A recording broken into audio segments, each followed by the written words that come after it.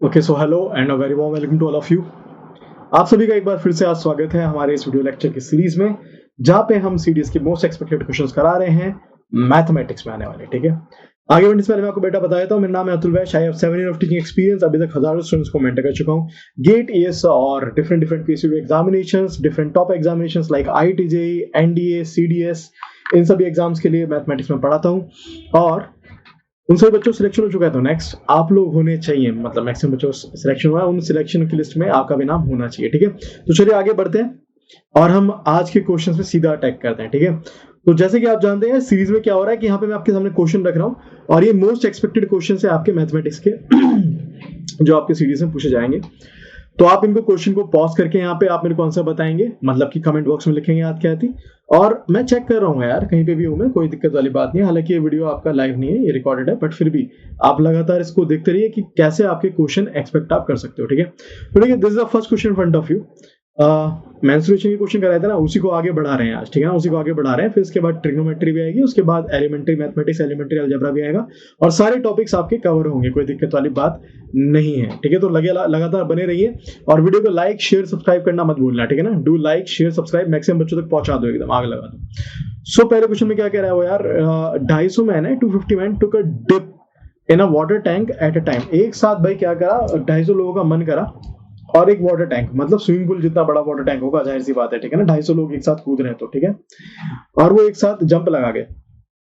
अब क्या होगा, जंप लगाएंगे तो जाहिर सी बात है पानी का लेवल ऊपर आएगा। ठीक है ना, अब वो क्या कह रहा है कि जो हमारा वाटर टैंक था वो उसकी जो डायमेंशन थी दैट इज 80 इंटू 50। 80 इंटू 50 क्या कहना चाह रहा है, वो उसका बेस बता रहा है। ठीक है ना, 80 इंटू 50 मतलब बेस बता रहा है। जाहिर सी बात है ये क्यूबिकल स्ट्रक्चर होगा, रूम की तरह स्ट्रक्चर होगा, बट ये उसका बेस बता रहा है भिखारी। ठीक है ना, 80 मीटर इंटू 50 मीटर ये उसका बेस था। ठीक है ना, अब इसके ऊपर ही वॉल्स खड़े करके, समझ रहे हो ना, इसके ऊपर ही वॉल्स खड़े करके लाइक दिस, इस तरीके से लाइक दिस, समझ पा रहे होंगे आई थिंक, होपफुली ऐसे कुछ इसके ऊपर ही वॉल्स खड़े करके यहाँ पे ये टैंक बनाया गया होगा। है ना, क्लियर है फंडा भाई?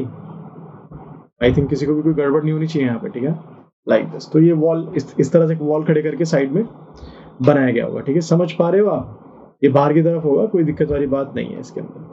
ठीक है ना, अरे यार चित्रकारी में कुछ नहीं रखा है, जो इम्पोर्टेंट चीज है वो ये है कि हम समझ पा रहे हैं, वीडियो में भी चीजों को इमेजिन करना सीख रहे हैं, ये बड़ी बात है ना। लाइक दिस, इस तरह से बना दो। चलो अब खुश? ठीक है, तो 80 इंटू 50।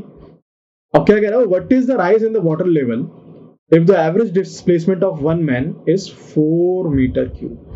तो 4 घन क्यूब यानी कि 4 मीटर क्यूब, मतलब 4 घन मीटर या 4 मीटर क्यूब वो हटाता है। तो एक मैन जो है 4 मीटर क्यूब हटा देता है पानी। तो भाई 250 मैन कितना हटाएंगे? ठीक है, तो 250 मैन कितना हटाएंगे? जाहिर सी बात है यार, 250 into 4 which is 1000 metre cube पानी हटा देंगे। 1000 मीटर क्यूब पानी हटा देंगे कितने? 250 लोग मिलके। ठीक है, तो ये तो पहली चीज समझ में आ गई। अब जाहिर सी बात है 250 लोग इसमें कूद रहे हैं, तो वाटर लेवल कुछ कहीं मान लो सपोज इट यहाँ पे था, तो उसका कुछ ना कुछ राइज होगा। तो वही चीज पूछ रहा है कि what is the rise in the water level. ये जो राइज होगा ये पूछ रहा है, तो हाइट पूछ रहा है। अभी जो हाइट भी होगी ये भी एक्चुअली में उस वॉल्यूम के, एक्चुअली में जो ये पानी का वॉल्यूम होगा यहाँ पे, दैट पानी का volume is equal to this volume और नॉट, जो ये इन लोगों ने हटाया है। समझ पा रहे हो नहीं समझ पा रहे हो? ये जो पानी का वॉल्यूम जो बढ़ा है एक्चुअली, मतलब जो लेवल बढ़ा है, इस वाले का वॉल्यूम जो है एक्चुअली में वो इसी 1000 मीटर क्यूब के बराबर होगा या नहीं होगा? समझ पा रहे हो? बस इससे सारी बात खत्म हो जानी है।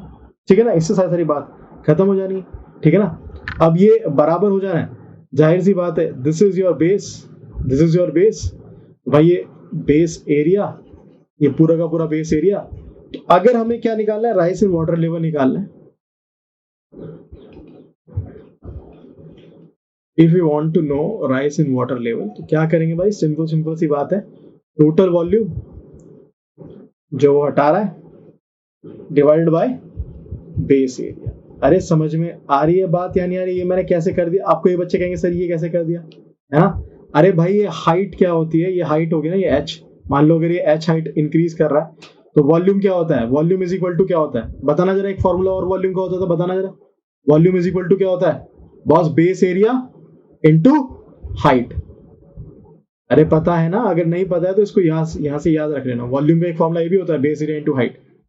सो basically rise in water level, या फिर हम निकालना चाह रहे हैं हाइट कितनी, that is nothing else but volume upon base area हो जाएगा, या फिर volume is equal to base area into height. तो चीजें सेम है, कोई दिक्कत वाली बात नहीं है। तो बेस एरिया जो ये वाला बेस एरिया है, और हाइट जो हमें निकालना था, है ना, जो उसका राइज हुआ है एक्चुअली, और वॉल्यूम तो अपन को पता ही है, वॉल्यूम तो बराबर होगा जो कि आपके 250 आदमियों ने उसका वॉल्यूम बढ़ाया है, मतलब कि जो उसको डिस्प्लेस करा है। तो भाई सिंपल कर देंगे यहाँ पे, बस थोड़ा सा अलग तरीके से सोचने की जरूरत है, कुछ भी नहीं। 1000 metre cube divide by base area कितना हो जाएगा इसका, कितना था, 80 इंटू 50 है। अरे वही यार, length into breadth, 80 into 50 metre square ना, ये मीटर क्यूब है, यहाँ मीटर स्क्वायर आ जाएगा, आंसर आ जाएगा आपका मीटर में, है ना। So I think that would be, कितना आ जाएगा ये आ जाएगा आपका 400, और ये हो जाएगा आपका 25, है ना, 2.25 मीटर या फिर 2.5 सेंटीमीटर। समझ रहे हो नहीं समझ रहे हो, मतलब कि कितना सेंटीमीटर, मतलब सॉरी 2.5 मीटर यानी कि 25 सेंटीमीटर आपका आ जाएगा। Clear, any doubt? No doubt, this is your answer. तो सिर्फ इतना पता लगाना था।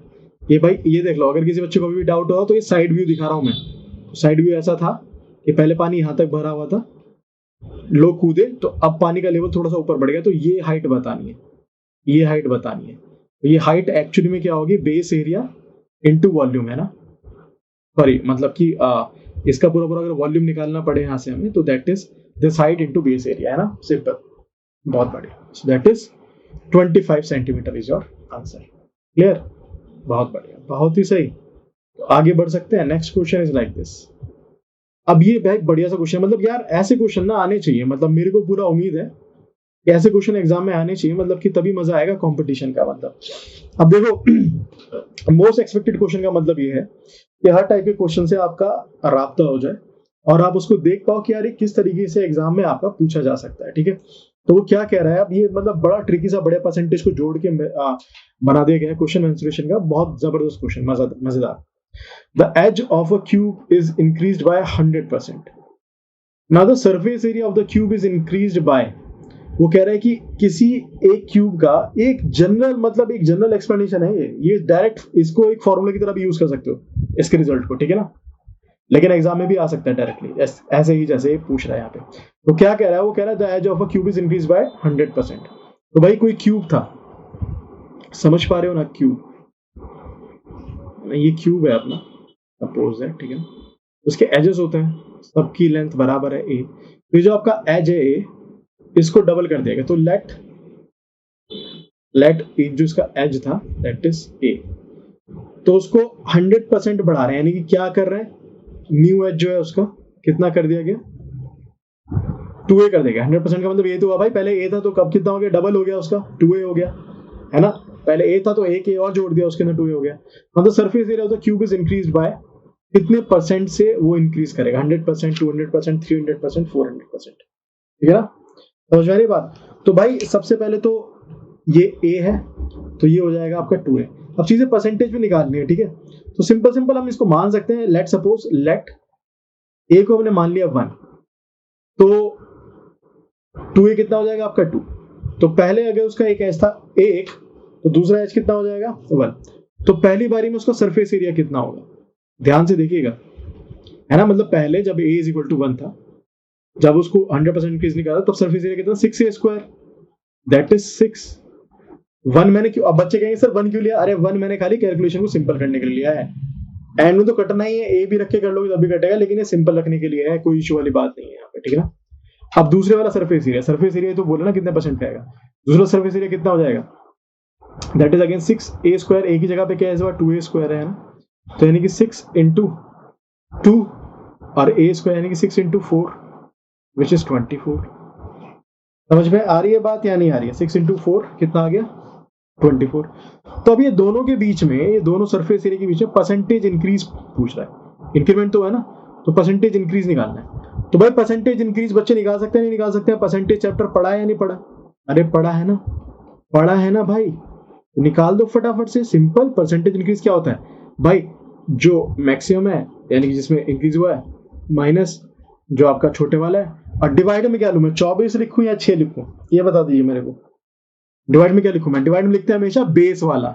बेस वाला कितना था आपका 6 है ना, मतलब कि जिससे इंक्रीज हुआ, ये पहले ए था बाद में 2a हुआ ना, तो बेस वाले के लिए ए वाले के लिए 1 वाले के लिए कितना था सरफेस एरिया 6, तो वही लिखेंगे नीचे 24 - 6 डिवाइड बाय 6 इंटू 100। अरे पता है ना यार, ये तो डायरेक्ट फॉर्मूला है, ये पता होना चाहिए आप लोगों को, ठीक है। तो 24 - 6 कितना हो गया बेटा, that is 18/6 into 100 and that will give you 300। सो अगर आप किसी क्यूब के किसी एक एज में, जो कि सब में हो जाएगा इंक्रीमेंट, 100% का इंक्रीमेंट कर देते हो तो सरफेस एरिया में 300% का इंक्रीमेंट आ जाएगा। Option C is absolutely fine. Hopefully you are getting it. You can use this result directly. यहाँ पे मैं करा रहा हूँ, इस रिजल्ट को आप डायरेक्ट यूज कर सकते हो टाइम बचाने के लिए। आपके एग्जाम में अगर आता है तो इस रिजल्ट को डायरेक्ट यूज करना बहुत फायदेमंद रहेगा कई बार। समझ पा रहे हो? अरे वैसे भी सिंपल बात है ना यार, सरफेस कितनी जगह से बढ़ेगा, ये 1 2 3 लाइक दिस, याद रखना, ठीक है। ठीक है, चलिए आगे बढ़ते हैं। ये बच्चे कह सकते हैं 600%, ऐसा ब्लंडर मत कर देना, ठीक है। चलिए the next question is like this. He is asking क्या बोल रहा है वो कि यार द पेरीमीटर है ना, the perimeter of a parallelogram, the perimeter of a parallelogram with one internal angle 150 degree is 64 centimetre. Perimeter मतलब कि चारों तरफ की उसकी जो साइड्स है उसका sum. Find the length of its sides when its area is maximum. अब ये क्वेश्चन मतलब बहुत बड़ा है। देखो मैं आप लोगों के लिए ना छाट के चुन के ऐसे ही ट्रिकी क्वेश्चन लाया हूं कि मतलब जो देख के ऐसा लगे कि यार कैसे होगा, ट्रिकी, लेकिन जब करने बैठो ना तो एकदम से हो जाएगा। नाउ दिस क्वेश्चन, ये जो क्वेश्चन है इसको करने के तरीके हैं, क्योंकि यहाँ पे ये बोल रहा है पेरीमीटर पैरेललोग्राम की बात कर रहा है। अब पैरेललोग्राम जानते हो ना यार क्या होता है। पैरेललोग्राम सिंपल सी बात है, आमने सामने की जो भुजाएं हैं यानी कि जो साइड्स हैं वो इक्वल मतलब पैरेलल होती है लाइक दिस और इक्वल हो जाती है, ये पैरेललोग्राम आपका बन जाता है। तो अगर ये ए है तो ये भी ए है, ये अगर बी है तो ये भी बी है ना। पैरेललोग्राम तो अपन जानते हैं ना। The perimeter of a parallelogram with one internal angle 150 degree. तो अगर एक एंगल इसका 150 डिग्री है तो दूसरा कैसे हो जाएगा, ऑटोमेटिकली 30 डिग्री। अरे इतना तो पता है ना, बेसिक ज्योमेट्री के भी क्वेश्चंस आएंगे आज, है ना। तो बिल्कुल मिला के चीजें कर रहे हैं, तो 150 और 30 डिग्री हो जाएगा। अभी कह रहा है कि पेरीमीटर जो है 64 सेंटीमीटर है। तो वो ये कहना चाह रहा है कि भाई पेरीमीटर मतलब सबको जोड़ के a plus b plus b, तो twice of a plus b is equal to 64 centimetre. वैसे ऐसा कहा है। Find the length of its sides when its area is maximum. तो यानी कि a और b की वैल्यू वो पूछ रहा है when its area is maximum. अब बेटा ये थोड़ा सा यहाँ पे कहानी आ जाती है। अब अगर यहाँ पे हमारे क्योंकि अलग अलग लोग लिखते हैं इस एग्जामिनेशन को, तो थोड़ा सा ट्रिकी। अगर जिन लोगों ने मैक्सिमम मिनिमम पढ़ा है एलिमेंट्री मैथमेटिक्स यानी कि आपकी अप्लाइड मैथमेटिक्स, सॉरी, अगर मैक्सिमम मिनिमम पढ़ा तो वो इस क्वेश्चन को बड़े आसानी से कर देते हैं कि मैक्सिमम मिनिमम का कॉन्सेप्ट लगा के, वो कॉन्सेप्ट लगा के यहाँ पे हो सकता है डिफरेंशिएशन लगा दो और कर दो। बट यहाँ पे क्योंकि मैं आपको इंजीनियरिंग मैथमेटिक्स या फिर यहाँ पे मैं आपको इतनी हाई मतलब कि वो मैथमेटिक्स की बात नहीं कर रहा हूँ, तो यहाँ पे सिंपल यार अपना सिंपल रखेंगे, हर चीज को कॉन्सेप्ट लगाएंगे। जो बच्चे ऐसा करना चाहते हैं इंजीनियरिंग वाले या फिर और कोई बच्चे हैं तो वो ऐसा कर सकते हैं। बट अगर हमारे ग्रेजुएट्स भी हमारे यहाँ पे देख रहे हैं, जो अलग अलग बच्चे हैं वो भी देख रहे हैं, तो हर लेवल के बच्चों के लिए एक सिंपल सी वो है चीज बेटा यहाँ पे बताता हूँ। हालांकि आई एम श्योर कि वो बच्चे भी कर पाएंगे, मैं ये नहीं कह रहा हूँ कि वो बच्चे नहीं कर पाएंगे, वो भी कर पाएंगे। लेकिन देखो यहाँ पे सिंपल चीजों को थोड़ा सिंपल रखते हुए कि ज्यादा टेक्निकल चीजें ना जाएं, यहाँ पे अपन क्या कर सकते हैं कि ज्यादा एंगल की बात नहीं कर रहे, सिंपल से एक चीज याद रख लेते हैं, ठीक है। क्या कह रहा हूँ, the perimeter of parallelogram with one internal angle is this is 64 centimeter. Find the length of its sides when its area is maximum. तो भाई पैरेललोग्राम का एरिया मैक्सिमम कब होगा, जरा इस बात पे गौर कर लें। समझ रहे हो, पैरेललोग्राम का एरिया मैक्सिमम कब होगा, जरा अगर इस बात पे गौर कर लें तो ये चीजें खत्म हो जानी है। समझ पा रहे हो या नहीं समझ पा रहे हो? ठीक है, ओके। सो ये छोटी सी बात है, मैं यहाँ पे लिख दूं, और आप रियलाइज भी कर सकते हो यार, रियलाइज भी कर सकते हो। Area of parallelogram would be maximum, कब होगा maximum, when it became a rhombus. अच्छा, यानी कि सर जब ये बी बी ए सब बराबर हो जाए तो मैक्सिमम। समझ पा रहे हो, समझ पा रहे हो? अब ये देखो यहाँ पे मैं अगर ये बी को भी बराबर कर दूं, मतलब कि इसकी लेंथ वगैरह सब कुछ बराबर कर दूं इस तरह से, तब इस पैरेललोग्राम का एरिया मैक्सिमम हो सकता है, सिर्फ तभी हो सकता है। अगर ये बी छोटा रह जाए, ए बड़ा हो जाए, या फिर ए छोटा रह जाए, बी बड़ा हो जाए, तो चीजें गड़बड़ हो जाएंगी। अगर ए और बी बराबर हो जाए, रोम्बस हो जाए, तब कहीं जाकर के हम बोल सकते हैं ऐसा कि भाई हमारा जो एरिया है किसका, पैरेललोग्राम का, वो मैक्सिमम। बेटा ये बच्चे याद रखेंगे, इंपॉर्टेंट है ये, कई बार एग्जाम में डायरेक्टली काम आ जाता है। तो यहाँ पे मैं इसी चीज के लिए तैयार हूँ, छोटी छोटी मगर मोटी बातें, चीजों को डायरेक्टली समझाने के लिए, ठीक है ना। तो इस बात को भी जरा समझ लेंगे डायरेक्टली, क्लियर। तो ये वाला पॉइंट तो अपनी नोटबुक में जरूर लिखेंगे। जिनको मैक्सिमम मिनिमम करके निकालना है भैया, वो वैसे भी निकाल सकते हैं, कोई दिक्कत वाली बात नहीं है मेरे को उससे भी कोई इशू नहीं है। तो बस सर सिंपल, उसने लेंथ दे दी है सर कितनी, 64 सेंटीमीटर उसने दे दिया सर पैरामीटर। तो 64 के 4 बराबर हिस्से करना है समझ रहे हो नहीं समझ रहे हो? 64 अगर कुल मिला के टोटल सबका है, 64 के 4 बराबर हिस्से करने, तो हर एक हिस्से में कितना आएगा, 16। तो भाई 16 का अगर मैं हर एक साइड रख दूं, तो that would become a rhombus, and then the area of this parallelogram would be maximum. समझ रहे हो? And that option is A. Option A is matching here. समझ में आ रही बात है, नहीं आ रही? Option A is matching here, यहाँ पे आपका मैच कर रहे हैं। क्लियर?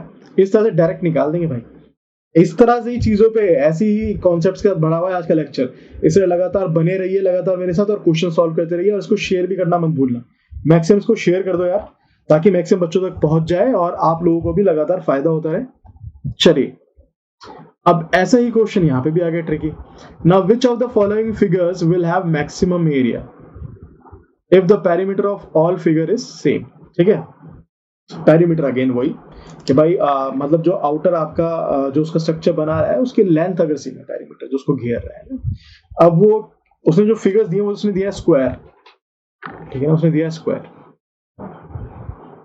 उसने दिया सर्कल, उसने दिया ऑक्टागन, ठीक है ना, उसने दिया हेक्सागन, ठीक है ना। अब ये पॉलीगन है, अलग अलग टाइप के मैं बना दे रहा हूँ, ठीक है ना। अब ये मैं अलग अलग गंदे गंदे तरीके से बना रहा हूँ, कोई दिक्कत वाली बात नहीं है, ठीक है ना। मतलब कि यहाँ पे सिर्फ समझने वाली बात है, ओके, कोई इशू वाली बात नहीं है, कैसे भी बना लो यार, ओके। पॉलीगन मतलब 4 से तो ज्यादा ही होनी चाहिए ना, ओके ठीक है। अब मेरे को एक बात बताओ, ये मैंने जानबूझ के ज्यादा फिगर बना दिए यहाँ पे, अलग अलग टाइप के, सिर्फ ऑक्टागन हेक्सागन नहीं बनाया मैंने, पॉलीगन्स बना दिया अलग अलग टाइप के। यहाँ पे भी क्योंकि कॉन्सेप्ट है, इसलिए मैंने चीज समझा रहा हूँ। Which of the following figure will have maximum area, maximum area. Again इस क्वेश्चन को मैक्सिमम आ रहा है, मैक्सिमम मिनिमा के थ्रू कर सकते हो आप, या फिर आप चेक कर सकते हो कोई एक आप मतलब एलिमेंट रखो, उसकी साइड रखो, और फिर वो साइड रख के उसी की लेंथ रख के एरिया निकाल के देखो। मतलब कि जैसे मान लो सर्कल की रेडियस मान लो, हेक्सागन की कोई एक साइड मान लो, ऑक्टागन की कोई एक साइड मान लो, स्क्वायर की कोई एक साइड मान लो, और फिर एरिया निकाल के देखो। अगर इसकी साइड ए है तो ए स्क्वायर आ जाएगा, इसका एरिया पाई स्क्वायर आ जाएगा। अगर वो भी ए है तो कितना होने वाला है, उसको कंपेयर कर सकते हो। एक तो तरीका ये है, या फिर एक ट्रिक बता रहा हूँ, उसको यहाँ पे याद रखना। एक ट्रिक बता रहा हूँ, उसको यहाँ पे याद रखना, ठीक है ना। एक सिंपल सी बात है, अ कॉन्वेक्स पॉलीगन, ठीक है ना, सिंपल सी बात है, पॉलीगन ही है, कुछ घबराने वाली बात नहीं है। कॉन्क्लेव नहीं है, कॉन्वेक्स मतलब जो इस तरह से बढ़ता हुआ आपका है, अगर सिंपल भाषा में बोलो तो। एक पॉलीगन की अगर हम बात कर रहे हैं, तो ये इसका एरिया मैक्सिमम तब होगा, ये लिख देता हूं मैं एक बार, convex polygon is enclosing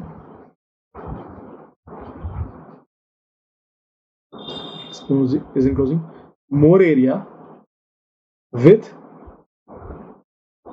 more number of sides। अब बात समझ में आई? कहने का मतलब भाई, जितनी ज्यादा साइड होगी ना किसी पॉलीगन की, उतना ज्यादा एरिया इनक्लोज करेगा। समझ सकते हो यार यहाँ पे, ठीक है ना, समझ सकते हो यहाँ पे, खुद देख सकते हो, खुद बना के देखना। साइड ये है, अगर मैं यहाँ पे एक साइड और बढ़ा दूं इस तरह से, तो ये और एरिया कवर करेगा। एक साइड और बढ़ा दूं यहाँ पे इस तरीके से, 2 साइड और बढ़ा दूं, तो ये और एरिया कवर करेगा। तो जितनी साइड इसकी बढ़ाते चले जाएंगे अपन, ये उतना एरिया कवर करेगा। समझ रहे हो या नहीं समझ रहे हो? ठीक है ना। तो मैं सर ऐसा बना दूं क्या सर, मैं ये देखो सर कितना बढ़िया एरिया कवर कर रहा है। हाँ बिल्कुल कर रहा है, बिल्कुल कर रहा है। समझ रहे हो? यानी कि अगर मैंने कोई एक लेंथ ली ए, और इसका मैं बनाता चला गया ए पॉलीगन लाइक दिस, इस तरीके से मैं बनाता ही चला गया। अब जितनी साइड जोड़ता जा रहा हूँ, ये उतना ज्यादा एरिया कवर कर रहा है। अब मान लो मैंने ए का सिर्फ 4 ही करा, ये लो मैंने ए का 4 बना। अब देखना जरा, ये एरिया ज्यादा है या ये वाला एरिया ज्यादा है? जाहिर सी बात है सर, ये वाला एरिया ज्यादा है, बहुत ज्यादा है। मैंने 5 साइड रखी, 1 2, ठीक है ना, 3 और ये 4 और ये 5, मैंने 5 साइड रखी। तो सर 1 2 3 4 और ये 5, मैंने 5 साइड रखी, तो सर ये एरिया ज्यादा हो गया। फिर जब मैं सर इसके अंदर 6 साइड रख दूंगा सर, वो वाला एरिया ज्यादा होगा। सर 6 साइड वाला एरिया ज्यादा होगा, समझ रहे हो? ऐसे अपन जितनी साइड्स बढ़ाते चले जाएंगे, वो देख के ही लग रहा है, मैथमेटिकली भी प्रूव कर सकते हैं, बट देख के भी हम उसको लॉजिकली समझ सकते हैं, ठीक है ना। तो यानी कि सर जितनी ज्यादा साइड्स उतना ज्यादा एरिया कवर करेगा, इंक्लोज करेगा। हाँ सर बिल्कुल। तो सर अब बता दो इसमें से कौन सा ज्यादा। अब कई बच्चों का आंसर आएगा सर हेक्सागन, सर ऑक्टागन, ऐसे ऐसे करके आएगा सर, स्क्वायर तो नहीं होगा। अरे भाई हम सर्कल को किस तरह से देख सकते हैं? We can see circle as polygon with infinite side. ये देख सकते हो या नहीं देख सकते हो? अरे देख पा रहे हो नहीं देख पा रहे हो भाई? Infinite side of minimum length.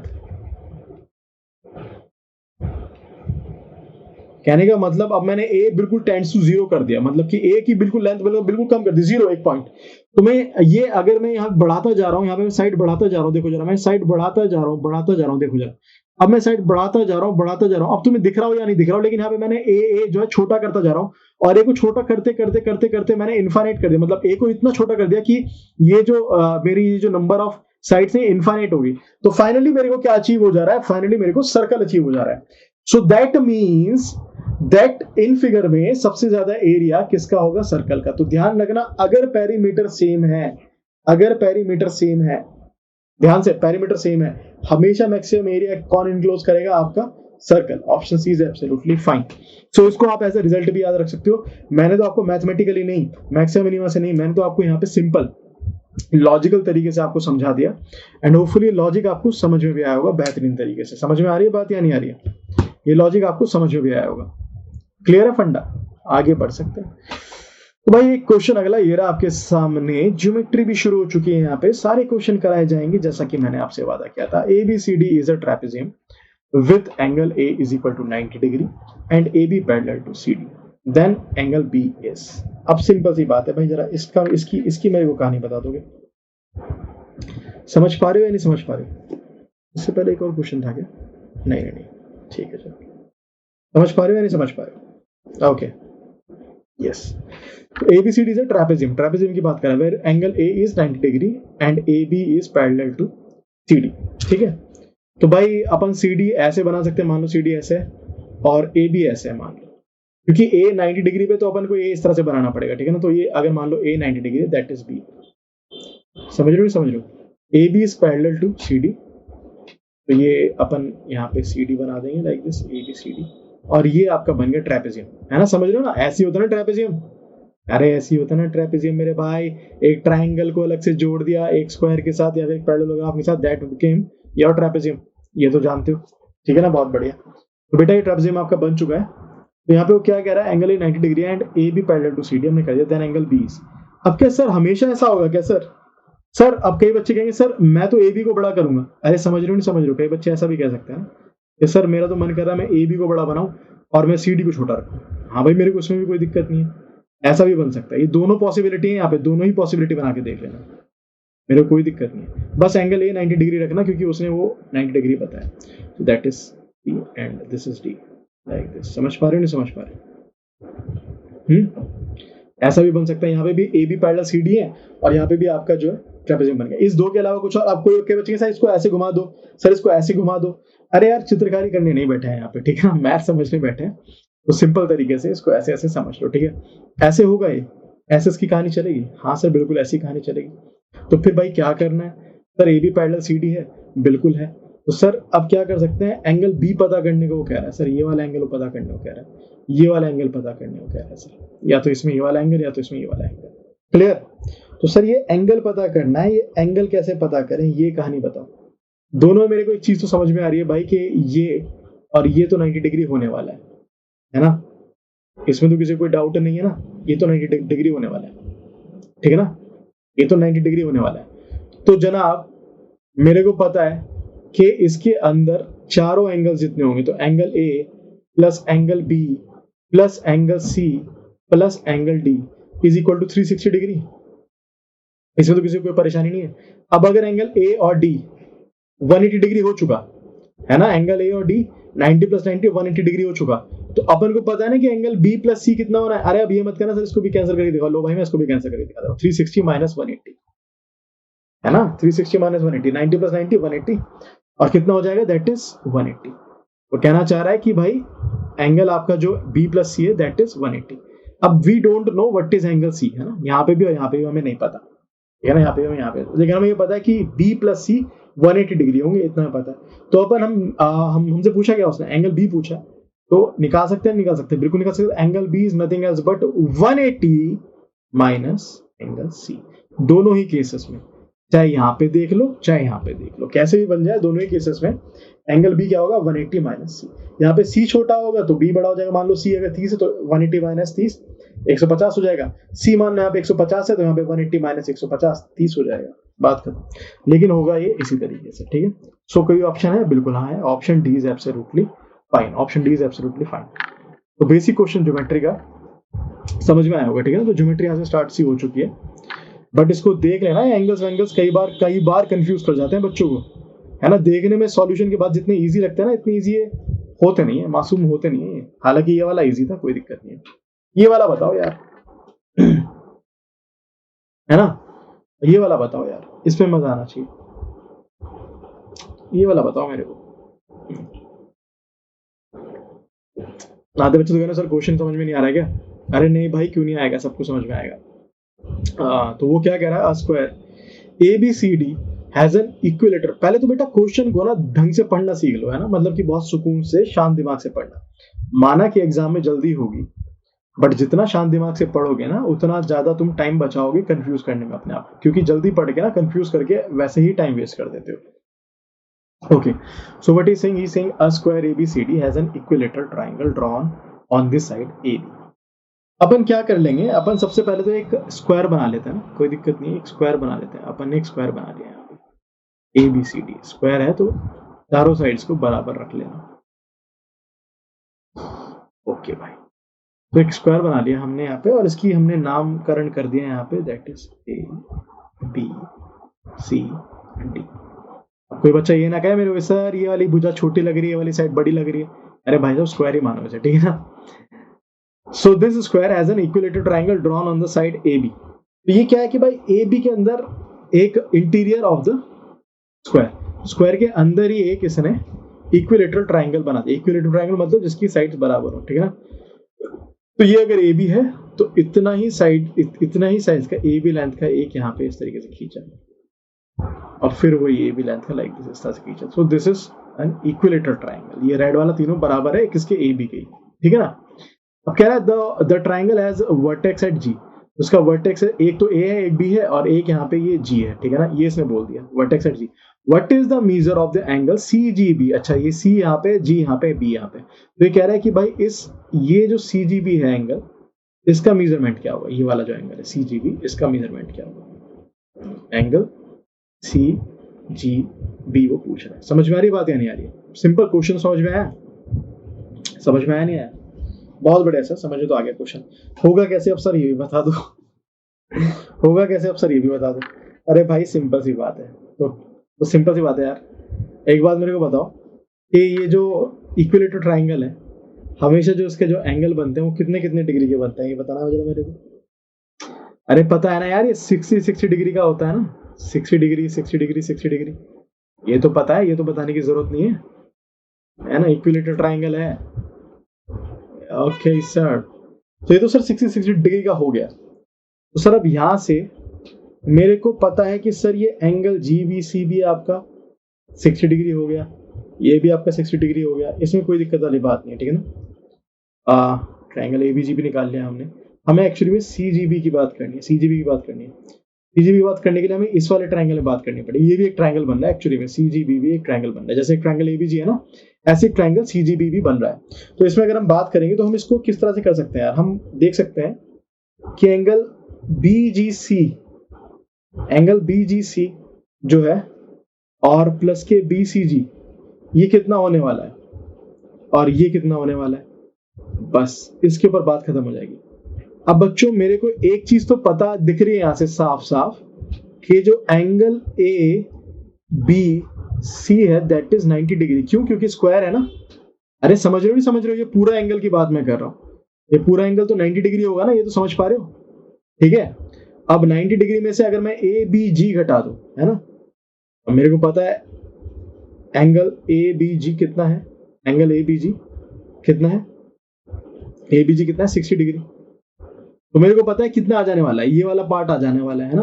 तो 90 में से 60 घटा दिया, कितना आ जाएगा? 30 आ जाएगा। तो एंगल जीबीसी आ जाएगा अपने पास। अरे समझ पा रहे हो नहीं समझ पा रहे हो? एंगल जीबीसी एक्चुअली में equal to 90 minus 60 which is 30 degree आ गया ये वाला एंगल। तो अगर ये वाला एंगल 30 डिग्री आ गया बेटा, तो मेरे को पता है कि ट्राइंगल के अंदर के सारे एंगल कितने होते हैं, कितने होते हैं? 180 डिग्री होते हैं। 180 डिग्री होते हैं या नहीं होते हैं? तो मेरे को एक चीज पता चल चुकी है, मेरे को एक चीज पता चल चुकी है कि बेसिकली एंगल CGB जो हमें निकालना है, ध्यान से देखना, एंगल CGB जो हमें निकालना है, ये वाला एंगल समझ लो CGB, और एंगल GCB यानी कि ये वाला एंगल है ना, ये दोनों एंगल की बात मैं कर रहा हूं, प्लस एंगल GCB है ना, और प्लस ये वाला एंगल यानी कि GBC is equal to 180 degree. ठीक है ना, या फिर मैं सीधा सीधा लिख सकता हूं, ये जो एंगल होंगे ना दोनों का जोड़, वो एक्चुअली 180 माइनस 30 होगा। इसमें तो किसी को कोई डाउट नहीं है, फटाफट, विच इज 150। समझ पा रहे हो या नहीं समझ पा रहे हो? भाई तीनों एंगल का जोड़ 180 डिग्री है, पता है हमें ट्राइंगल है। एक का 30 डिग्री था, तो दो का कितना आ जाएगा? 180 माइनस 30 विच इज 150 डिग्री। ठीक है, तो सर ये तो CGB और GCB आया है, हमें तो निकालना CGB है। सर ये CGB कैसे निकालेंगे? अरे बच्चों बस बात खत्म, यहाँ पे एक चीज खत्म हो जाती है। एक बात बताना जरा, यहाँ पे अगर मैं एक चीज लिखूं, यहाँ पे बस एक कॉन्सेप्ट और रह गया, बात खत्म, पूरा चीज खत्म। मैं कहूँ GB ये वाली लाइन है ना, GB यानी कि मैं ये वाली लाइन की बात कर रहा हूँ, और मैं बोलूं GC, ये दोनों की दोनों बराबर होंगी या नहीं होंगी? मेरे को बताना जरा, होंगी या नहीं होंगी? इक्विलेटरल ट्राइंगल था ना, और ये स्क्वायर था, तो ये बराबर है इसके, है ना, और ये बराबर है इसके, तो ये बराबर इसके होगा नहीं होगा? बिल्कुल होगा सर। तो GB और GC बराबर हैं, और जब भी किसी ट्राइंगल में दो साइड्स बराबर होती हैं तो उनके आमने सामने के एंगल भी बराबर होते हैं। Okay, so the opposite angle should be equal. अगर ये किसी को नहीं पता तो ये चीज यहां पे नोट कर लेना, कोई बात नहीं, यहां पे सीख लेना,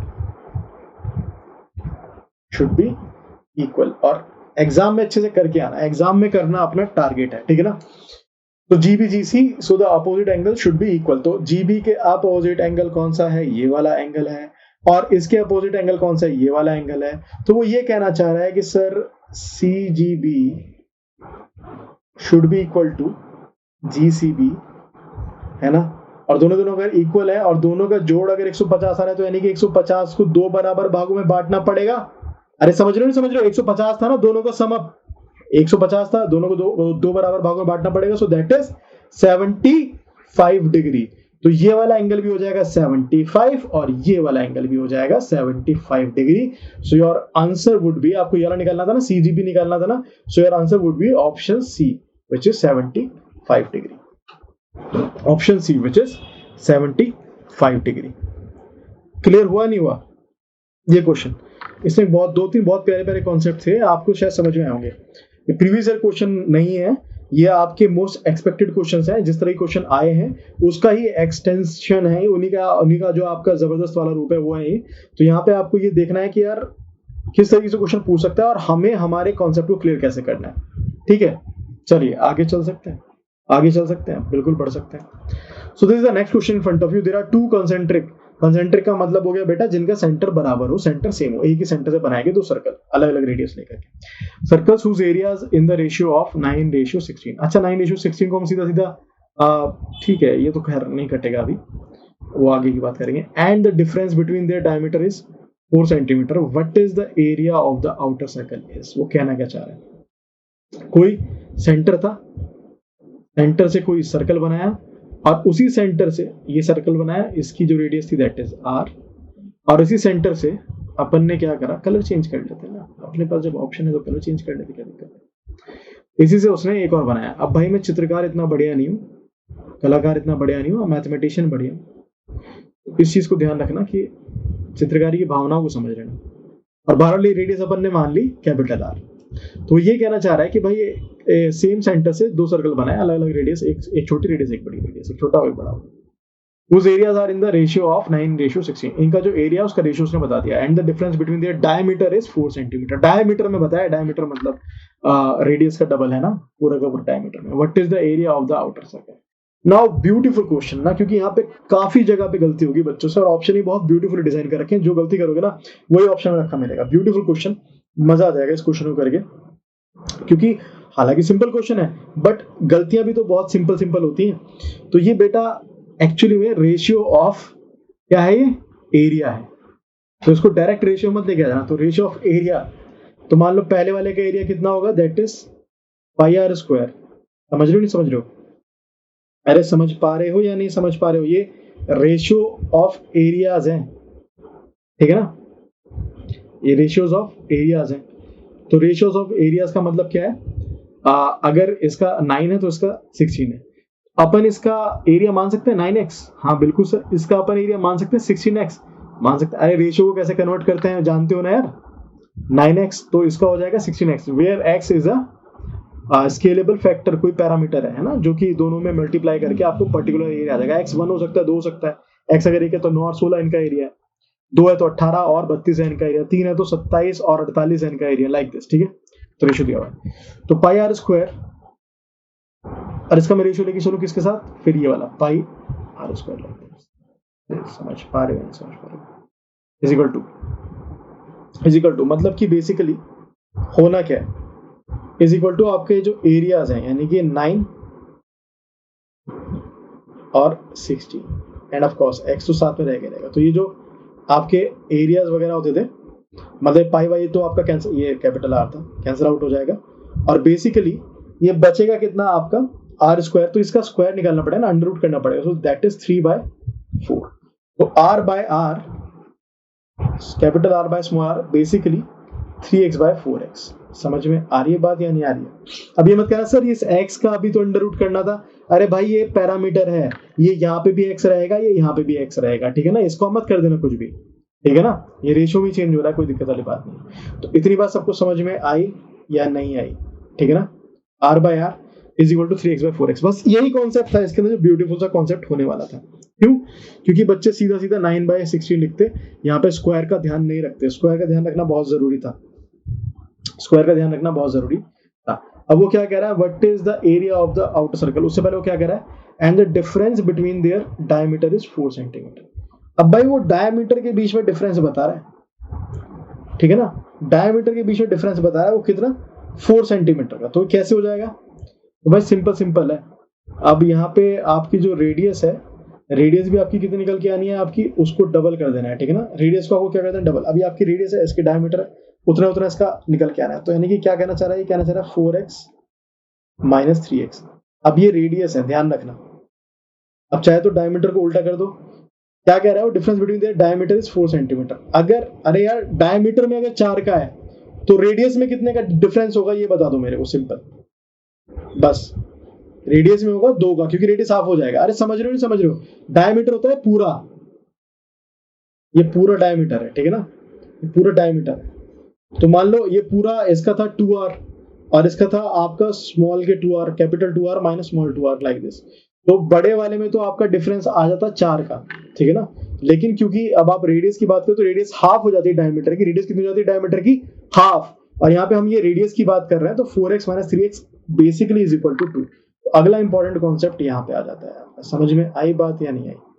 बस इन दो कॉन्सेप्ट की वजह से ये क्वेश्चन बहुत ब्यूटीफुल है, समझ रहे हो। बस इन दो कॉन्सेप्ट ना इस क्वेश्चन को कहीं और ले गए, किसी और लेवल पे ले गए एक्चुअली में। सो 4x - 3x is equal to 2, बस इतनी सी बात थी बेटा। 4 नहीं आएगा क्योंकि 4 डायमीटर की बात हो रही है। समझ में आ रही बात या नहीं आ रही है?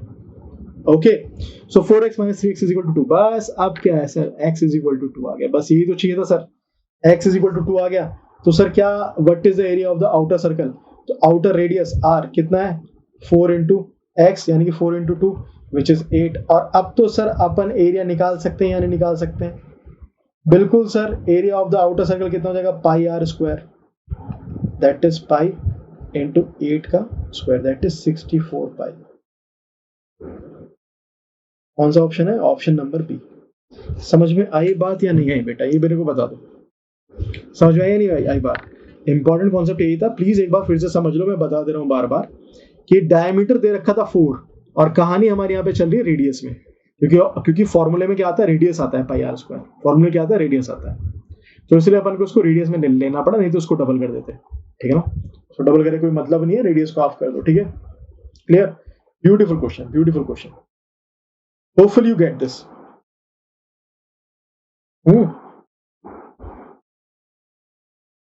बहुत ही बढ़िया, तो आगे चल सकते हैं। ओके, अगेन सारे क्वेश्चन छाट के लाया हूं आपके लिए, मतलब कि ट्रिकी भी लगे, बढ़िया भी लगे, करने में भी मजा आया और ऐसा लगे भी कि हाँ कुछ कर रहे हैं अपन, ठीक है? Okay, so this is the next question in front of you. जरा इस क्वेश्चन के बारे में मेरे को कहानी बताओ, क्या कह रहा है वो? Square and rhombus have the same base. एक स्क्वायर है, कोई बना लेते हैं ना भाई, कोई दिक्कत वाली बात नहीं है, पंगा क्या है? तो एक स्क्वायर बना लो जिसकी सारी की सारी साइड्स बराबर है, a, and a rhombus have same base. Rhombus की सारी साइड बराबर होगी, रोम्बस थोड़ा सा झुका हुआ होगा, है ना? If the rhombus is inclined at 60 degree, तो ये तो अपन ने स्क्वायर बना दिया, एक रोम्बस बना देते हैं, है ना? एक रोम्बस बना देते हैं, किस कलर का बनाए? ये लो ब्रिंजल सा बना देते हैं। कितने पे झुका हुआ है? 60 डिग्री पे झुका हुआ है भाई, तो लेट्स सपोज 60 डिग्री इतना झुक गया, ठीक है ना? लेंथ इसकी बराबर बराबर ही है सारी की सारी, ओके, ठीक है। तो इंक्लिनेशन अपन ने मान लिया 60 डिग्री पे झुका हुआ है, ठीक है? तो ये भी अगर ए है तो मेरे भाई ये भी ए होगी, ये भी ए होगी, और ये भी यहाँ पे सारी जगह ए ही चलने वाला है, ये तो पता है रोम्बस और ये same side. Find the ratio of areas of square to the area of the rhombus. Square और रोम्बस के एरिया में आपको रेशियो बताना, ठीक है ना? स्क्वायर और रोम्बस के एरिया में आपको रेशियो बताना। क्वेश्चन समझ में आया है नहीं आया? तो आप एरिया ऑफ स्क्वायर भी निकाल सकते हो, एरिया ऑफ रोम्बस निकाल सकते हो। एरिया ऑफ रोम्बस निकालने के लिए क्या होता है भाई? हाइट माननी पड़ती थी अपन को h, अरे याद है ना? है याद है या नहीं है? एरिया ऑफ रोम्बस निकालने का सीन, ठीक है ना? सिंपल सिंपल क्या होता था, अपन क्या ले लेते थे? रोम्बस की बात कर रहा हूं मैं, h by a is equal to sine 60। अरे याद है नहीं है यार? साइन, अरे यार पंडित बद्री प्रसाद हर बोले, ये याद हो? अभी मैं इसके बाद ट्रिग्नोमेट्री करा रहा हूँ, ट्रिग्नोमेट्री का ये याद है नहीं है? Sine is equal to perpendicular upon hypotenuse, Pandit Badri Prasad हर बोले, या फिर पाकिस्तान भूखा प्यासा हिंदुस्तान हरा भरा, जैसे भी याद करते होंगे। हिंदी वाले याद करते होंगे लाल, अरे कोई अगर हिंदी वाला है तो उसमें भी कोई दिक्कत नहीं भाई, हिंदी में क्या होता था? लाल बटे कक्का, है ना? हिंदी में ये होता था। इंग्लिश हिंदी कोई पंगा नहीं भाई, ये मैथमेटिक्स है, सबके लिए बराबर है। लंब बटे कर्ण आधार बटे कर्ण लंब बटे आधार, ऐसे होता था, ठीक है ना? तो sine theta is equal to क्या होगा? Perpendicular upon hypotenuse. तो परपेंडिकुलर क्या है? h, और हाइपोटेनियस कितना है इसका? a, ये रहा हाइपोटेनियस, ठीक है ना? a भी a होगा इसका, ठीक है ना? तो h by a is equal to sine theta which is sine 60 degree. या फिर हिंदी में देखोगे तो लंब बटे कर्ण, लंब क्या है आपका? ये, कर्ण क्या है आपका? a बात खत्म। समझ में आई? समझ में आई बात या नहीं आई? तो h by a is equal to sine 60 की वैल्यू अंडर रूट 3/2। अब ये पता होनी चाहिए भाई, h is equal to under root 3/2a, क्योंकि ये वैल्यू नहीं बताने के लिए आऊंगा मैं वहां पे ना, बाकी बातों के लिए तो मैं आ जाऊंगा बताने। कैसे आ जाऊंगा? बाकी बातें तो याद आएंगी आपको, है ना? कि अच्छा ठीक है सर ने ऐसे बोला था, तो वो चीजें तो बढ़िया रहेंगी, ठीक है? तो h ये आ गया अगर, तो भाई एरिया ऑफ स्क्वायर तो अपन निकाल सकते हैं ना, ये तो कोई बताने की बात नहीं है। एरिया ऑफ स्क्वायर तो कितना होता है? a square, simple. तो अब हमारे पास h आ चुका है अगर, तो क्या हम एरिया ऑफ रोम्बस निकाल सकते हैं? एरिया ऑफ रोम्बस निकाल सकते हैं? हाँ सर निकाल सकते हैं, एरिया ऑफ रोम्बस। इतनी कहानी अपने पास अगर क्लियर हो चुकी है सर, तो एरिया ऑफ रोम्बस निकाल सकते हैं, that is a base into height into h, so that is a into under root 3a/2, so that would be under root 3/2 into a square। कोई दिक्कत है? This is area of rhombus, this is area of square, a square. भाई इसका क्या निकाल देना है आपको? इसका आपको निकाल देना है रेशियो। तो रेशियो क्या निकाल सकते हैं? तो रिक्वायर्ड रेशियो, ध्यान रखना कि कौन सा पहले रखना है। If the rhombus is inclined, find the ratio of area of square to the area of rhombus, square to the area of rhombus, तो यानी कि स्क्वायर ऊपर a square to the area of rhombus, यानी कि under root 3/2 a square. अब a square से a square cancel out होगा, ये 2 ऊपर आ जाएगा, ठीक है ना? याद रखना, अब ये 2 ऊपर आ जाएगा, 2 बाय √3। तो 2:3। अब इसको मत लगा देना एकदम से, ठीक है ना, समझ रहे हो। अब इसको एकदम से मत लगा देना, कहीं इसको लगाने बैठ जाओ √3/2, क्योंकि ये याद रखना किसका किसके साथ बोला है। तो ऊपर हमने क्योंकि इसका रखा था तो उसके हिसाब से 2:3 आ रहा है, 2:√3 आ रहा है, जो कि कहीं पे भी हमें नहीं मिल रहा है। √3:2 इसको मत कर देना, समझ रहे हो। तो सर इसका क्या करेंगे सर, फिर इसका क्या करेंगे सर, कहीं कुछ मिल रहा है। कई बच्चे ये भी लगा सकते हैं क्या, अब यहाँ पे भी गड़बड़ होगी ना, कई बच्चे ये भी लगा सकते हैं क्या कि सर नन ऑफ दीज। ऐसा मत कर लेना भाई, ऐसा ही मत कर देना। क्यों नहीं करना सर, क्योंकि इसको जनरलाइज कर सकते हो या नहीं कर सकते हो, मतलब इसको फैक्टराइज कर सकते हो, √3 से ऊपर नीचे गुणा कर सकते हो या नहीं कर सकते हो, ये तो पता है ना। ऊपर भी और नीचे भी √3 से मल्टीप्लाई कर दिया तो √3 इंटू √3 कितना हो गया, 3। ये आ गया सही रेशियो, 2√3/3। और ये ऑप्शन में है क्या, हाँ बिल्कुल ये ऑप्शन में है, option A is perfectly fine. समझ में आया, समझ में आया नहीं आया। तो 2-3 जगह पे गलती हो सकती है, कई बच्चे इसको लगा के, मतलब इसको लगा के सही चल सकते हैं, कई बच्चे नन ऑफ दिस की तरफ भी जा सकते हैं, लेकिन दोनों ही गलत है। ये वाला अपना पहले वाला सही है, तो इस चीज को ध्यान रखना, ठीक है ना। बड़े ट्रिकी क्वेश्चन ऐसे आ सकते हैं, मतलब बढ़िया क्वेश्चन है, क्वेश्चन में तो कुछ नहीं था, फॉर्मूला था सिंपल, बट हाँ थोड़ी सी ट्रिक कहाँ पे लगी कि आपको किस तरह से सोचना है। बात खत्म। अगर सोच पाए, फैक्टराइजेशन कर पाए तो ठीक है, बात खत्म है यार। रेशनलाइजेशन कर दिया इसका, फैक्टराइजेशन कह रहा हूँ, रेशनलाइजेशन कर दिया, ठीक है। ओके बढ़िया। So can we move towards the next question. जी हाँ, क्या हम एक और क्वेश्चन कर सकते हैं, उड़ा सकते हैं, बिल्कुल सर उड़ा सकते हैं। So this is the next question in front of you. Okay, so now it is the next question in front of you, and please put focus on this question. Okay, what he's saying here, he's saying that a solid sphere is melted and recast into a right circular cone with a base radius equal to the radius of the sphere. What is the ratio of the height and radius of the cone so formed? ठीक है ना, किस तरीके से इसका होने वाला है, तो जरा देख लीजिए जरा। एक सॉलिड स्फीयर है, एक सॉलिड स्फीयर है। अब इसको मान लेना, अरे स्फीयर मानना है इसे मतलब वो मत मानना कि ये बॉल है खाली। स्फीयर मतलब कि सिंपल सी बात है, इस तरीके से पूरी एक मतलब सर्कल नहीं है, ये पूरा बॉल है आपका, एक बास्केटबॉल जैसे होती है, या फिर आपकी क्रिकेट की बॉल है, कोई सी बॉल है, एक सॉलिड स्फीयर है। अब इसको मेल्ट कर दिया गया, इसको पिघला दिया गया और रिकास्ट किया, इसको फिर से रिकास्ट किया इनटू अ राइट सर्कुलर कोन, ठीक है ना। राइट सर्कुलर कोन में इसको मतलब जैसा आपका कोन होता है ना सिंपल, ये रहा आपका कोन है ना, ये होता है कोन, याद आ रहा है वो बर्थडे कैप वाला।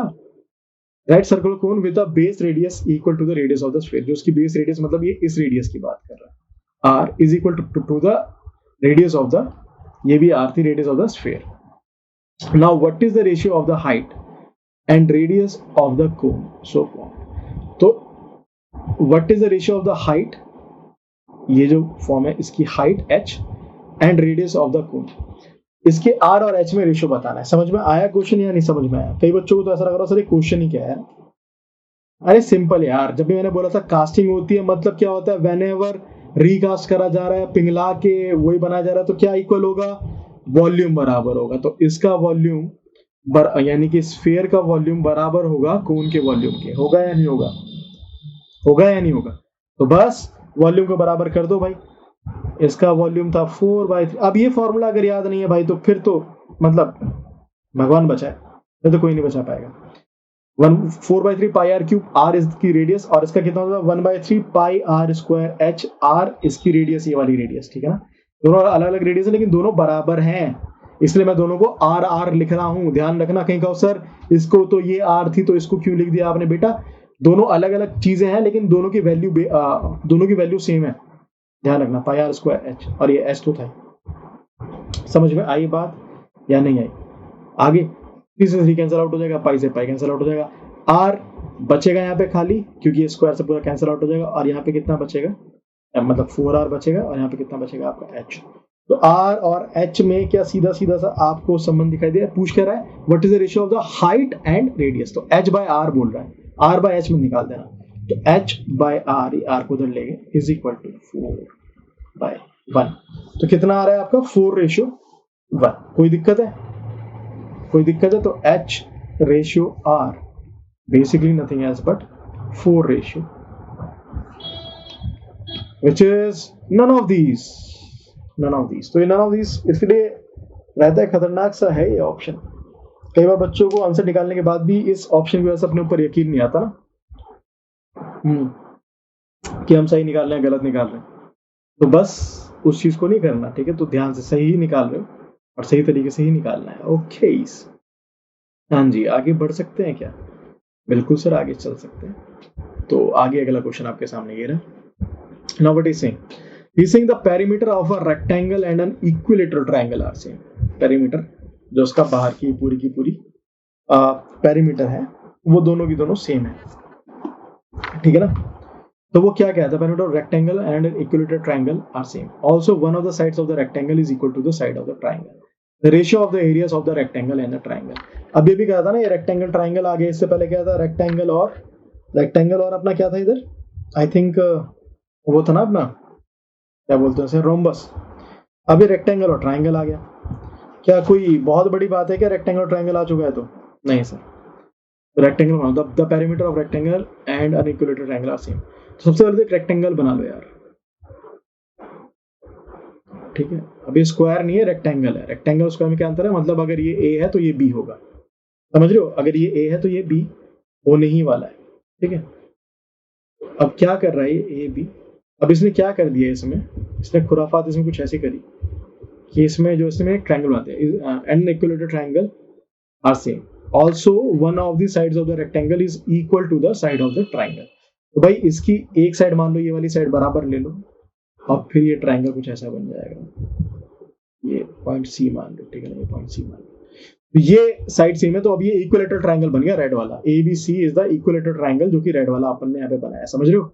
यहाँ पे जो अगर ये ए है तो ये भी ए हो जाएगा, ये भी ए हो जाएगा। तो बेसिकली कहना चाह रहा है A B is equal to A C is equal to B C, क्योंकि इक्विलेटरल ट्रायंगल है। नीचे रेक्टेंगल में ये चीज नहीं है। The ratio of the areas of the rectangle and the triangle is, कई बार मतलब इस टाइप के क्वेश्चंस में ना बच्चे कई बार धोखा खाते हैं और बच्चों को लगता है कि सर ये क्या हो रहा है, तो घबराने की जरूरत नहीं है। सिंपल सी बात है यार, अगर मैं इसको ए मान लेता हूं तो ये भी ए, तो ये भी ए। तो पेरीमीटर की अगर मैं बात करूं, पेरीमीटर ऑफ ट्राइंगल की अगर मैं बात करूं तो कितना हो जाएगा, that is a plus A plus A, that is 3। और अगर मैं पेरीमीटर ऑफ रेक्टेंगल की बात करूं तो अगर ये ए है और अगर अपन इसको बी मान लें, समझ रहे हो ना, अगर ये ए है तो अपन अगर इसको बी मान लें तो ये कुछ अलग हो जाएगा, twice of a plus b. समझ पा रहे हो या नहीं समझ पा रहे हो, ठीक है ना। तो twice of a plus b ऐसा कुछ हो जाने वाला है, ठीक है ना, ठीक है। तो पेरीमीटर ऑफ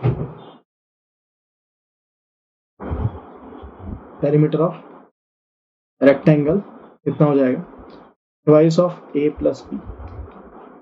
अब ये दोनों की दोनों बराबर है, सिंपल, दोनों की दोनों बराबर है। तो सर वो कहना क्या चाह रहा है, वो ये कहना चाह रहा है कि sir twice of a plus b is equal to 3, इतना कहना चाह रहा है। तो sir 2a plus 2b is equal to 3 है। तो sir 2b is equal to 2a को मैं उधर ले जाऊं तो 3a माइनस 2a कितना हो जाएगा, दैट इज a, ठीक है। So 2b is equal to a। Sir इतना तो मेरे को समझ में आ चुका है।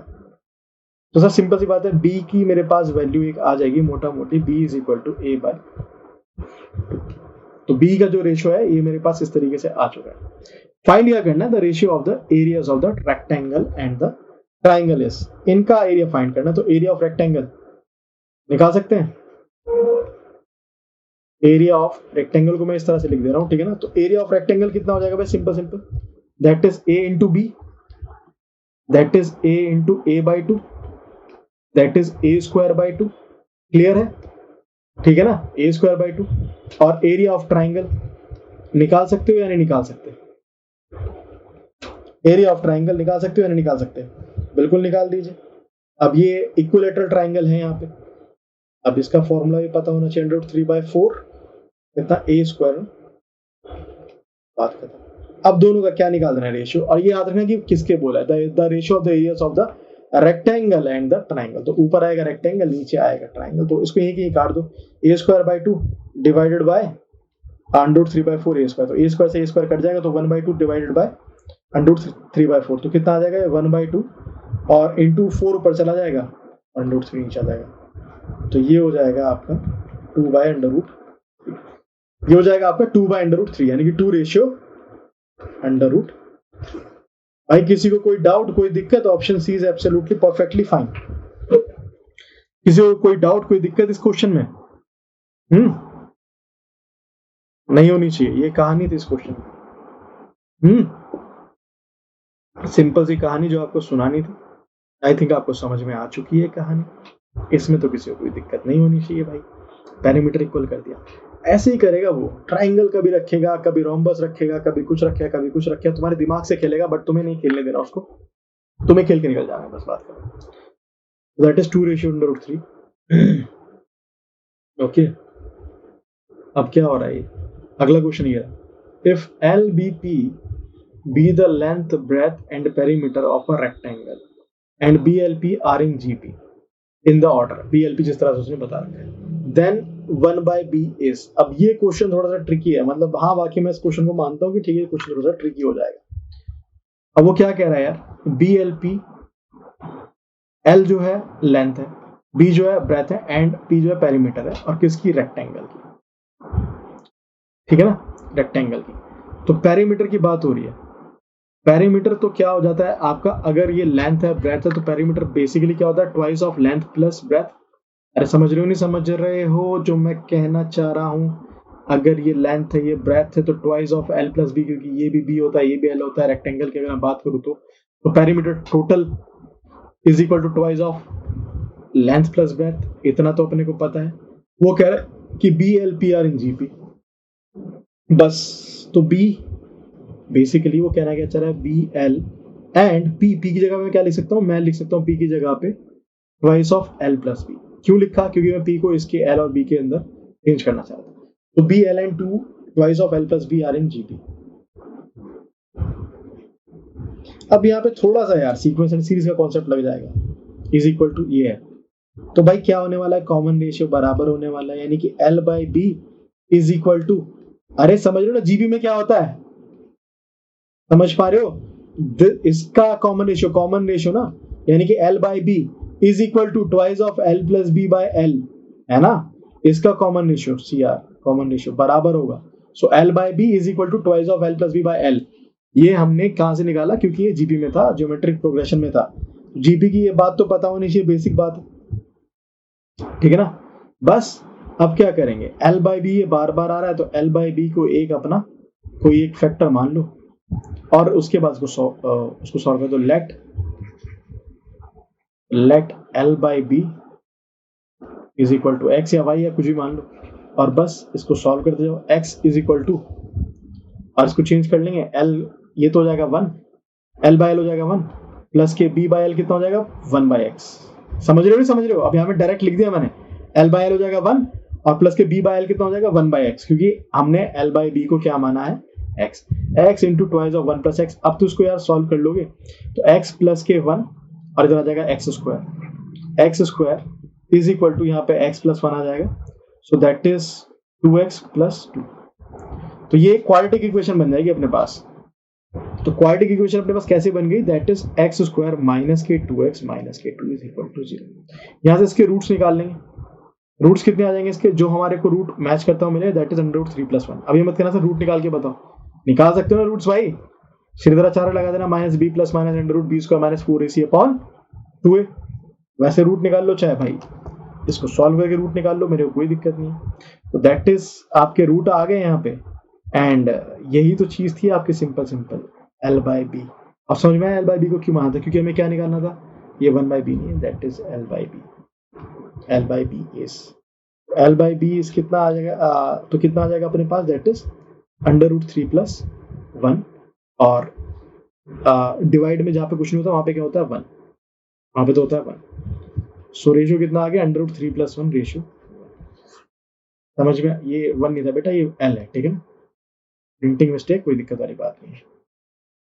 So option C is perfectly fine for this, √3+1 ratio 1, ठीक है ना। कई बार सोच से बाहर के भी आंसर आ सकते हैं, घबराने की जरूरत नहीं है, ठीक है ना। ट्रिकी क्वेश्चन यहाँ पे एलिमेंट्री अलजेब्रा भी आ गया आपका, और एलिमेंट्री अलजेब्रा से याद है वो भी कराना है, इसके बाद आपको ट्रिग्नोमेट्री भी कराना है, तो लगातार बने रहिएगा। और एक बार फिर से मैं बता दे रहा हूँ, जोश के साथ क्वेश्चन सॉल्व करते रहो, क्योंकि जो क्वेश्चन आप सॉल्व कर रहे हो वो बड़े हेल्पफुल होने वाले हैं आपके एग्जाम्स में फॉर श्योर, ठीक है। चलिए आगे चलते हैं, नेक्स्ट क्वेश्चन। ये भी क्वेश्चन बढ़िया है, मस्त क्वेश्चन, वैसे तो छाट के सारे क्वेश्चन लाया हूँ, क्वेश्चन ज्यादा बढ़िया हो जाते हैं। What is the total surface area of the identical cubes of largest possible size that are cut from a cuboid of size this. तो भाई कोई क्यूबॉइड था, समझ पा रहे हो भावनाएं? तो कोई क्यूबॉइड था इस टाइप से हमारा, कोई एक मस्त सा क्यूब नहीं है, क्यूबॉइड है, ठीक है ना। क्यूबॉइड मतलब लेंथ, हाइट, ब्रेथ सब कुछ अलग अलग, कोई कुछ बराबर नहीं है, ठीक है ना। तो ये क्यूबॉइड था यहाँ पे, ठीक है ना, जहाँ पे ये ब्रेथ हो गई, लेंथ हो गई और हाइट हो गई, सब बराबर, सब अलग अलग है, कुछ बराबर नहीं है। LBH इसमें से क्या करा इसने, 85, 17 और 5.1, इसमें से इसने क्या करा, इसने आइडेंटिकल क्यूब्स काटे। आइडेंटिकल क्यूब्स मतलब कि भाई इसमें से इस तरह से इसके पार्ट किए, इसको इस तरह से काटा गया है ना, समझ रहे हो, इसको इस तरीके से काटा गया है कि भाई जो इसके क्यूब्स इसमें से काट के बने हैं वो आइडेंटिकल है सबके सब, ठीक है ना। तो जाहिर सी बात है कि भाई उन सब का जो साइड है वो सेम है, साइड जो है उनकी सेम है, और दैट टू मैक्सिमम होना चाहिए। What is the total surface area of the identical cubes of largest maximum possible size. तो कॉमन सबसे बड़ा, कॉमन सबसे बड़ा नाम में रखा है, क्या निकालना पड़ेगा अपने को, HCF, highest common factor. Common सबसे बड़ा कॉमन जो इन तीनों में हो, है ना, समझ लो, सबसे बड़ा कॉमन पार्ट जो इन तीनों में हो, बात खत्म। That is 85, 17 and 5.1। सबसे बड़ा कॉमन पार्ट जो कि इन तीनों में हो, हाईएस्ट कॉमन फैक्टर, ठीक है ना, निकाल लेंगे। दैट इज आई थिंक कितना आ जाने वाला है, 5.1 है तो कितना आ जाने वाला भाई, आई थिंक 1.7 आ जाएगा ना, जो कि पूरा पूरा काट देगा सबको। तो HCF ऑफ, अरे समझ रहे हो, मैं निकाल क्यों रहा हूं, 85, 17 एंड 5.1 इज कितना है, 1.7। क्यों निकाल रहा हूं, क्योंकि मेरे को लार्जेस्ट पॉसिबल साइज के क्यूबॉइड बनाने हैं। तो 1.7 एक ऐसा साइज है जो कि अगर मैं काटूंगा, HCF निकाला है मैंने, जो कि मैं काटूंगा तो लार्जेस्ट सबसे बड़ा साइज का होगा, जिससे आइडेंटिकल एक नंबर्स में बनेंगे, कुछ भी एक्स्ट्रा नहीं बचेगा, है ना, कुछ भी एक्स्ट्रा नहीं बचेगा। सबसे बड़ा नंबर आपका हो सकता है, दैट इज 1.7। समझ में आई बात या नहीं आई? अब वो क्या कह रहा है, what is the total surface area of the identical cubes. Total surface area पहले तो एक क्यूब का निकाल लें ना, और फिर कितने क्यूब निकलेंगे वो निकाल लें, फिर दोनों को मल्टीप्लाई कर दें। जाहिर सी बात है कि ये बड़ा क्यूब है, बड़ा क्यूबॉइड है, छोटे छोटे क्यूब काटोगे तो पहले तो ये निकाल लो कि भाई कितने क्यूब कटेंगे, है ना, फिर ये निकाल लो कि भाई एक क्यूब का सरफेस एरिया कितना है, बाकी सबका उतना ही होना है, उसको मल्टीप्लाई कर दो नंबर ऑफ क्यूब से, बात खत्म, ये निकल आएगा। इतना समझ में आ रहा है हमको? तो आपको कुछ और समझ में आता तो बताइए। तो भाई सबसे पहले तो अपन को यहाँ पे क्या पता करना है, यहाँ पे हमें पता करना है नंबर ऑफ क्यूब्स।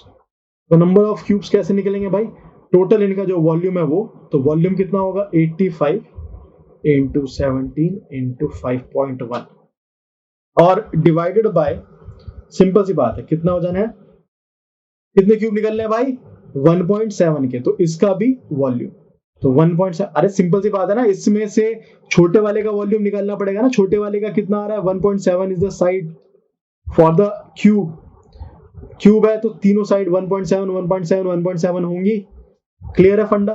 तो इसको आप इस तरह से करोगे तो निकाल लोगे यहाँ से, तो यहाँ पे 10 आ जाएगा, यहाँ पे 3 आ जाएगा एक बार काट के, और यहाँ पे भी आपका एक बार और कट जाएगा। तो I think you will be getting something, कितना आ रहा है आपके पास, 1500 क्यूब्स, 1500 क्यूब्स आपके पास छोटे वाले बनेंगे, 1500 क्यूब्स आपके छोटे वाले बनेंगे, जिसकी हर एक साइड 1.7 होगी इसके पूरे वॉल्यूम में से। समझ में आई बात या नहीं आई? 1500 क्यूब्स इस तरीके से बनने वाले हैं। So this is the number of cubes, okay. अब वो क्या कह रहा है, सरफेस एरिया, सिंपल सा surface area, total surface area बताना। पहले तो हम surface area of each cube निकाल लें, ऑफ ईच क्यूब कितना होता है भाई, कितने साइड होते हैं, 6 साइड, और सरफेस एरिया एक का 6a², एक का a है तो 6a², कितना था 1.7, तो 6 इंटू 1.7 का स्क्वायर निकाल लेंगे।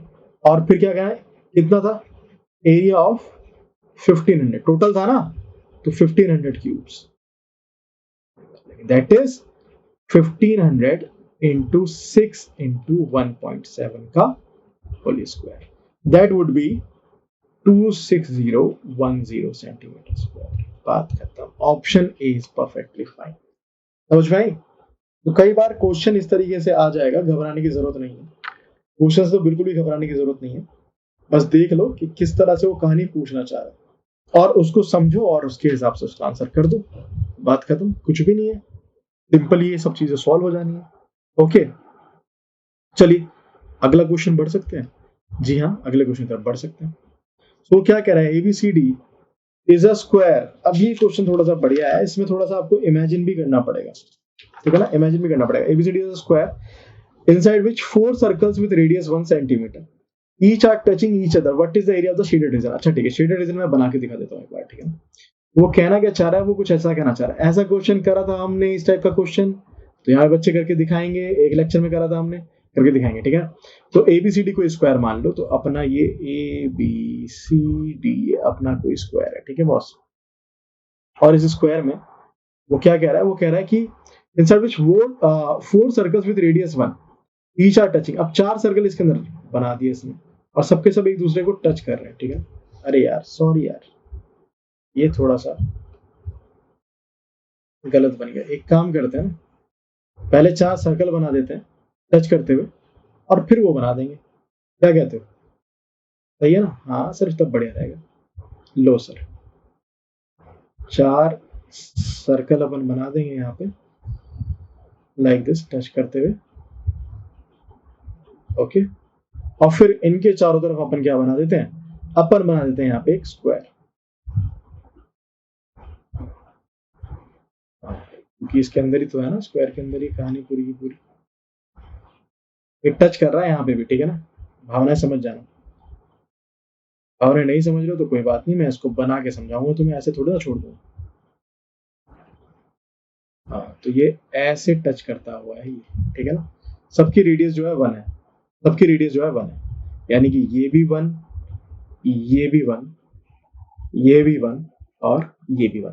तो वो ये कह रहा है कि ABCD is a square inside which 4 circles with radius 1 centimetre each are touching each other, what is the area of the shaded region. अब ये टच कर रहे हैं, ये शेडेड रीजन है, इसका एरिया बताना। ऐसा क्वेश्चन करा भी अपन ने, इसका एरिया बताना। समझ रहे हो नहीं समझ रहे हो, तो जरा मेरे को बता दो बच्चों एरिया।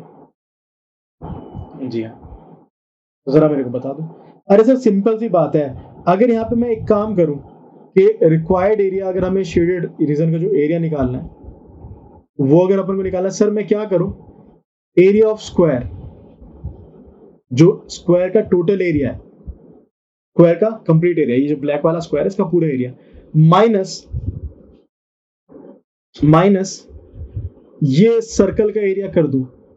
और फिर एक चीज और हो जाएगी इसके अंदर, एक चीज इसके अंदर और हो जाएगी कि सर हाँ,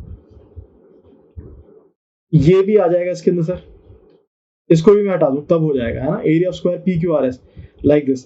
फिर मेरे को ये भी हटाना पड़ेगा, ठीक है ना, ओके। एरिया ऑफ स्क्वायर अगर मैं पूरे का लूंगा एरिया, तो मेरे को इसमें से सर्कल का भी हटाना पड़ेगा, और मेरे को यार ये वाले हिस्सों को भी ध्यान रखना पड़ेगा। तो क्या ये करने में समझदारी है सर? मैं एक काम और कर सकता हूँ, मैं इस तरह से एक स्क्वायर बना सकता हूँ क्या अंदर। ये स्क्वायर उसने नहीं दिया है, ठीक है ना, ये स्क्वायर हम बना रहे हैं, ये जो ब्रिंजल वाला बना रहे हैं हम, ये अपने आप बना रहे हैं। समझ रहे हो नहीं समझ रहे हो? ओके, वायलेट कलर में जो बना रहे हैं अपने आप बना रहे हैं, ठीक है। सो दिस इज यार, ये आपका अगर 1 है तो ये भी 1 है, ये 1 है तो ये भी 1 है, ये 1 है तो ये भी 1 है। तो टोटल इस वाले एरिया का अगर मैं बोलूं, इसको अगर मैं नया बना दूं PQRS, अगर ये बाहर वाला ABCD था, ये बाहर वाला अगर ABCD था, तो अंदर वाला मैंने बना दिया PQRS, एक नया स्क्वायर बना दिया। तो अब मैं बात करूं इस पूरे एरिया की PQRS, सो रिक्वायर्ड एरिया क्या होगा, area of square PQRS minus ये जो शेडेड रीजन है, माइनस क्वाड्रेंट, ये वाला एरिया -4 इंटू क्वाड्रेंट। 4 क्वाड्रेंट है ना सेम, बस बात खत्म। तो भाई एरिया ऑफ स्क्वायर PQRS कितना हो जाएगा भाई, इसकी एक साइड कितनी है 1 + 1 2, तो एरिया ऑफ स्क्वायर PQRS कितना हो जाएगा 2 का स्क्वायर। समझ में आ रही बात, -4 इंटू क्वाड्रेंट कितना है भाई, ये क्या है, ये जरा ध्यान से देखना जरा, ये क्या है, ये सर्कल का 1/4 पार्ट है या नहीं है, ये बताओ मेरे को, ये क्या है, ये टोटल जो पूरा सर्कल था आपका, पूरा सर्कल था, उसका 1/4 पार्ट है या नहीं है या नहीं है। तो -4 टाइम्स ये, क्योंकि 4 है तो 1/4 पार्ट है, तो यानी कि 1/4 इंटू पूरे के पूरे सर्कल का एरिया, दैट इज πr²। कोई दिक्कत तो नहीं है, पाई और r कितना है, रेडियस कितना है 1, पाई आर स्क्वायर 1 का स्क्वायर। कोई डाउट, कोई दिक्कत किसी को यहाँ पे नहीं है सर। 4 से 4 कैंसिल आउट हो गया sir, and that would B 4 minus के, और यहाँ पे कितना आ गया पाई, 4 माइनस से कितना आ गया सर पाई, है ना, क्योंकि ये तो 1 1 तो आपका 1 का स्क्वायर तो 1 ही रहेगा, तो 4 माइनस के पाई centimetre square, that is the area. समझ में आ रही नहीं यार, what is the area of the irradiation, that is 4 minus k pi centimeter square, which is your option number B, which is your option number B। Hopefully यहाँ पे तो किसी को कोई डाउट नहीं है, होपफुली ये चीज तो क्लियर हो गई है। This is 4 minus pi centimetre square. एक बार फिर से समझ लेना, ये पी क्यू आर एस के अंदर से, ये पी क्यू आर एस जो है आपका, इसके पूरे एरिया में से ये 4 एरिया जब मैं हटा दूंगा, ये जो एक एरिया है, ये एक एरिया एक्चुअली में 1/4 है ना, देख लो जरा, 4 हिस्से बन रहे हैं, 1/4 ऑफ द सर्कल है, 1 2 3 4 हिस्से, तो 1/4 ऑफ द सर्कल का एरिया, सर्कल का एरिया था पाई आर स्क्वायर, उसका 1/4, और ऐसे कितने हिस्से हैं, ऐसे कितने हिस्से हैं, ऐसे 4 हिस्से हैं, 1 2 3, समझ रहे हो, समझ रहे हो, और 4, इसमें से अपन ने हटा दिया इस हिस्से को, स्क्वायर में से इस हिस्से को हटा दिया, and we will getting this red हिस्सा, which is the required area, so that is 4 minus pi centimeter square। Beautiful question, ठीक है ना। पूरे वाले को भी करके कर सकते हो, लेकिन यार समझ रहे हो, उसमें ये वाला एरिया को भी ध्यान रखना पड़ेगा, इसको भी हटाना पड़ेगा, इसको भी हटाना पड़ेगा, अंदर बना के सिर्फ वो अंदर वाला एरिया हटाया, बात खत्म, अंदर वाला एरिया हटाया, और सिंपली यहाँ पे सारी बातें खत्म हो चुकी है। क्लियर है, फंडा क्लियर, बिंदास, ठीक है। आज की क्लास में इतना ही रखते हैं, एक दो क्वेश्चन रह गए, हम अगली क्लास में करा देंगे, कोई दिक्कत वाली बात नहीं। तो आज की क्लास में इतना ही। तो आज के लिए boss thank you very much, आप लोगों के साथ पढ़ा के बड़ा मजा आया, होपफुली कि आपको मजा आया होगा। इस लेक्चर की सीरीज को लगातार बने रहिए, लाइक करना और शेयर करना भूलना नहीं है, बिल्कुल भी कमेंट करके बताइए कि आप और क्या क्या पढ़ना चाहते हैं हमसे, और एग्जाम की प्रिपरेशन अच्छे से कीजिए, अच्छे से पढ़ाई कीजिए, प्रैक्टिस करते रहिए, यहाँ से मोस्ट एक्सपेक्टेड क्वेश्चंस के अंदर ट्रिक्स फॉर्मुलेस वगैरह सीखते रहिए, और बने रहिए लगातार साथ में, और शेयर करना मत भूलना, शेयर कर दो मैक्सिमम, है ना, और हमारे चैनल को भी सब्सक्राइब कर लीजिए, और बेल आइकन को दबाना मत भूलिएगा, ठीक है। तो चलिए आज की क्लास में इतना ही, thank you all of you, मिलते हैं आपसे इसी सीरीज की अगली क्लास के अंदर, तब तक के लिए bye bye, take care, have a very good time, bye.